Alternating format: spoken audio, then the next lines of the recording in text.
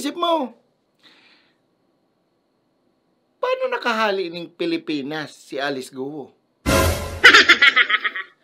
Malamang nag-eroplano. Aram ko nagsakay ng eroplano. Ang gusto kong sabihin, paano nakasakay ng eroplano? Nag-book ng ticket. Nagpa-airport. Na ikano talaga may ko ng kwintang kaulay. Aram ko malamang mabook din ticket. Dahil ka man makasakay ng aeroplano, dahil ka mag-book ng ticket. Ang gusto ko sabihin, paano siya nakalampas sa airport? Na may warrant of arrest bagay ito. Oh, yan ang dahil ko aram. Isipon mo sabi sa balita, mayong departure record si Alice Guo digdi sa Pilipinas. Sa ito nagagi, sa irarong kandaga. Araw lang ito kadali, makahali. Araw lang ito kadali, makalupad pa ibang bansa. Nasamantalang kita mga Pilipino, mabakasyon ka lang sa ibang bansa kung ano-ano pang papeli sa ngaga doon sa imo. Kung ano-anong background check ang gigibon sa imo, kung ano-anong hapot ang ihapot sa imo, matur ka man lang kahit sa ibang bansa. Mabalik ka man. Minsan kayan, ma-upload ka pa. Tapos si Alice Guo, arog sa nakato. Bigla sa na nagkupsit na garumayo lang.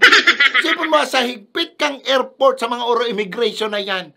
Sa laba kang pila dyan na kung ano-ano hinahapot sa imo. Tapos si Alice Guo, nagkupsit sa naningarog ka to.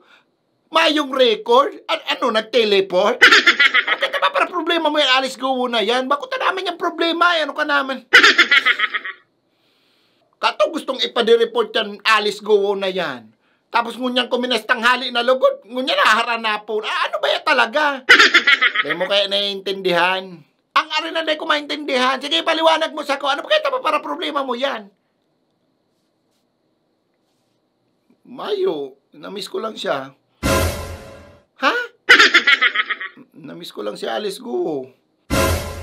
Close ka mo? Pero ang bulang ko man sinubaybayan ang malateleseryeng pagdinig kayo ni Alice Guo sa Senado. Gabos na video kayo ni Alice Guo, nadalang ko na. Si script niyang inuulit-ulit niyang lumaki ako sa farm, datoom ko na. Buong pamilya ko, iyon na yan ang minumovie marathon me. Pamahaw, pangudto, pamanggi, puro Alice Guo. Yaon sa tambayan, Alice Guo. Yaon sa trabaho, Alice Guo. Sa eskwelahan, Alice Guo. Gabos, Alice Guo. Naging parte na siya kang buhay ko. Tapos ngunyan, mayo na siya. Bigla niya na lang kitang iwawalat ng araw ka to. Sisay, pandadalanong ko. Kaya na kulang pala isipan sa kuya eh. Kung paano out of nowhere, bigla na lang nasa ibang bansa na yan si Alice Guo. Samantalang kita mga normal na mamamayan, masakiton makahali ng bansa, masakiton makasakay ng aeroplano, masakiton makalampas dyan sa airport. Sa immigration pa sana, 50% chance na makalupad ka. Tapos sindarog lang ka to, kung minupsit siya ng bigla, okay, dapat kung mahigpit sa gabos. Tawan mo kuning sarong rason, paano nakahali ng bansa yung tawong yan? Kwarta.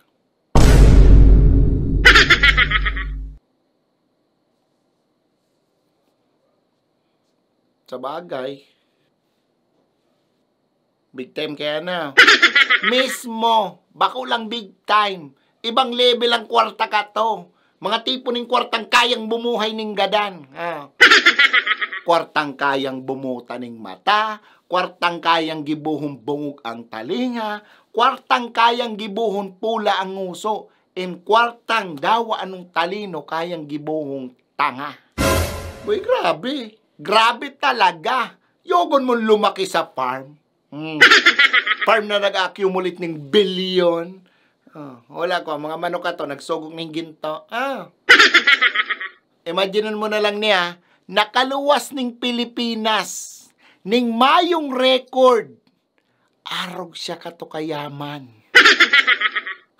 So ano pag mayaman ka pala, safe ka na sa batas? Balak ka daw.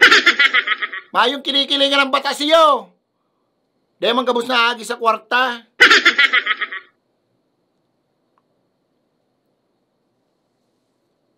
Siguro ang iba.